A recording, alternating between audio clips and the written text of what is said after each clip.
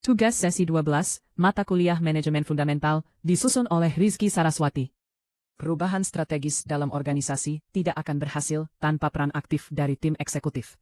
Eksekutif bukan hanya bertugas merancang strategi, tetapi juga memastikan bahwa strategi tersebut benar-benar dijalankan dengan baik. Langkah pertama adalah menentukan tujuan strategis. Pada tahap ini, organisasi harus menetapkan arah yang jelas melalui KPI yang terukur. Selain itu, visi dan misi organisasi harus selaras dengan tujuan yang ingin dicapai, sehingga seluruh tim memiliki arah yang sama. Selanjutnya adalah analisis kesenjangan. Di sini, organisasi membandingkan kondisi saat ini dengan target yang diinginkan. Dari perbandingan ini, akan terlihat gap atau kesenjangan yang harus ditutup, termasuk hambatan-hambatan utama yang mungkin menghambat pencapaian tujuan. Tahap ketiga adalah kesiapan organisasi. Eksekutif perlu mengevaluasi apakah sumber daya manusia dan anggaran sudah memadai.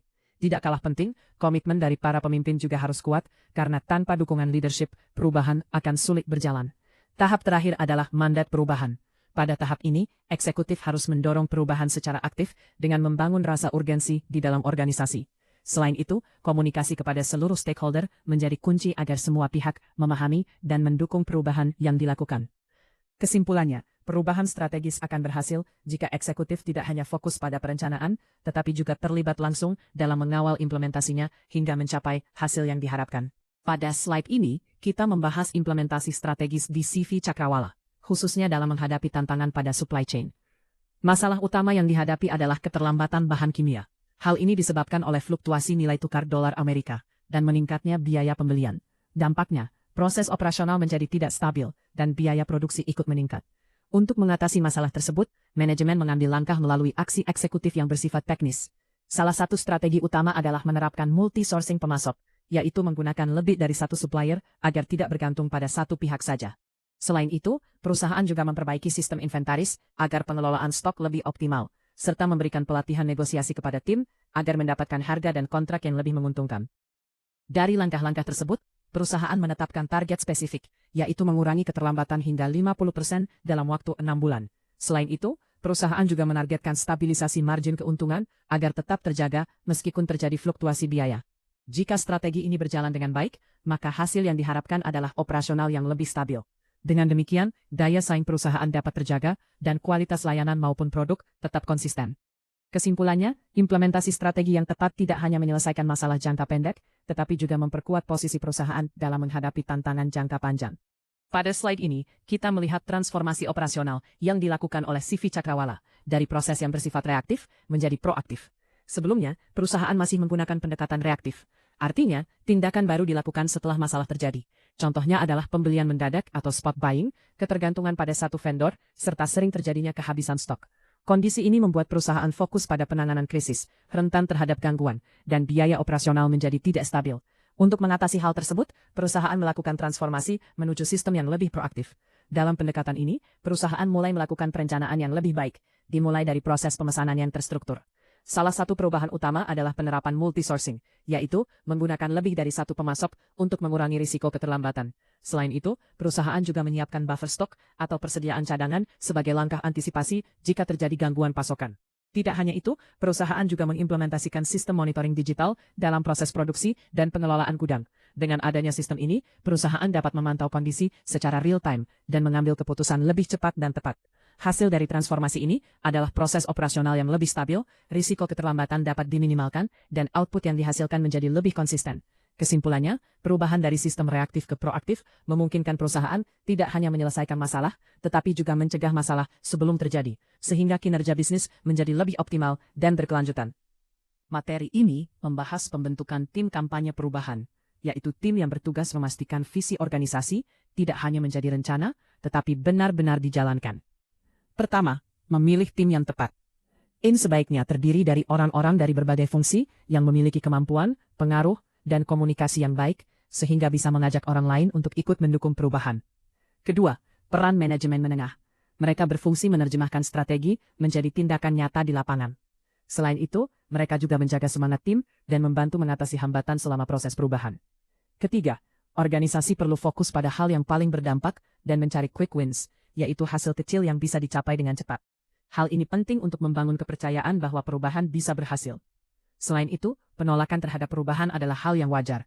Oleh karena itu, perlu komunikasi yang jelas, terutama dalam menjelaskan alasan mengapa perubahan harus dilakukan. Kesimpulannya, perubahan akan berhasil jika didukung oleh tim yang tepat, peran manajemen yang kuat, serta fokus dan komunikasi yang efektif. Pada materi ini, kita membahas studi kasus tim kampanye perubahan di CV Cakrawala. Fokus utamanya adalah bagaimana tim dapat memastikan perubahan benar-benar berjalan di lapangan, bukan hanya sekadar rencana. Langkah pertama adalah membentuk tim lintas fungsi yang terdiri dari manajer operasional, kepala gudang, dan supervisor lapangan. Keterlibatan berbagai bagian ini penting agar semua proses saling terhubung dan tim bisa memahami kondisi operasional secara menyeluruh. Langkah kedua adalah menentukan area yang paling berdampak.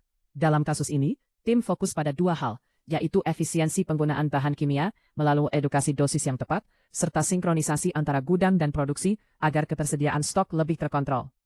Langkah ketiga adalah menyederhanakan pesan strategi. Pesan dari manajemen harus mudah dipahami oleh tim lapangan. Jadi, bukan hanya harus hemat, tetapi diterjemahkan menjadi tindakan yang jelas, seperti mengatur stok dengan lebih efisien. Langkah keempat adalah menetapkan quick wins, yaitu target jangka pendek yang mudah diukur. Contohnya, memastikan tidak ada mesin yang menganggur dalam 1 bulan. Target ini penting untuk menunjukkan bahwa perubahan benar-benar memberikan hasil. Kesimpulannya, keberhasilan perubahan ditentukan oleh kerjasama tim, fokus pada hal yang tepat, komunikasi yang jelas, dan target yang terukur.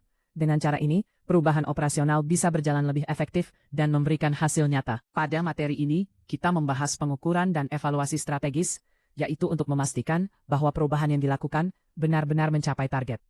Pertama, organisasi perlu menetapkan KPI yang jelas sebagai alat ukur keberhasilan, baik dari sisi angka seperti profit dan efisiensi, maupun dari sisi kualitas seperti kepuasan dan budaya kerja.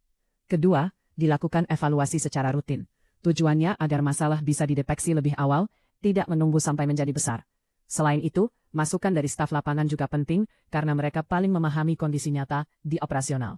Ketiga, jika target tidak tercapai, perlu dilakukan analisis akar masalah. Organisasi harus mencari penyebab utamanya, apakah dari strategi, pelaksanaan, atau faktor eksternal. Keempat, jika strategi berhasil, maka perlu dijadikan standar baru. Hal ini dilakukan dengan membuat SOP, mendokumentasikan pembelajaran, dan memberikan apresiasi kepada tim agar motivasi tetap terjaga. Kesimpulannya, pengukuran dan evaluasi membantu organisasi memastikan perubahan berjalan efektif dan berkelanjutan. Pada materi ini, kita membahas evaluasi dampak di CV Cakrawala dalam mengatasi masalah supply chain untuk memastikan strategi yang dijalankan benar-benar efektif. Pertama, menetapkan KPI atau target yang jelas.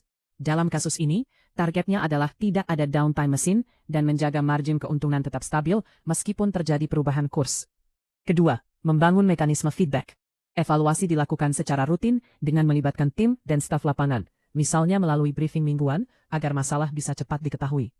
Ketiga, jika target belum tercapai, dilakukan analisis penyebab. Organisasi perlu mencari akar masalah. Apakah berasal dari vendor, proses internal, atau faktor lain, sehingga solusi yang diambil tepat sasaran. Keempat, jika strategi terbukti berhasil, maka dijadikan SOP baru, seperti menerapkan multi-sourcing dan menyediakan buffer stock. Selain itu, semua pembelajaran perlu didokumentasikan agar bisa digunakan di masa depan.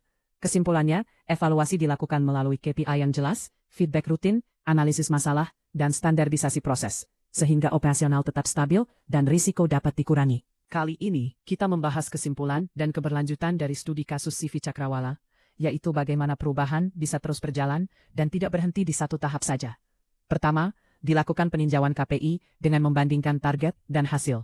Dari sini, perusahaan bisa melihat apakah biaya menurun, keterlambatan berkurang, serta bagaimana tingkat kepuasan pelanggan dan kualitas layanan.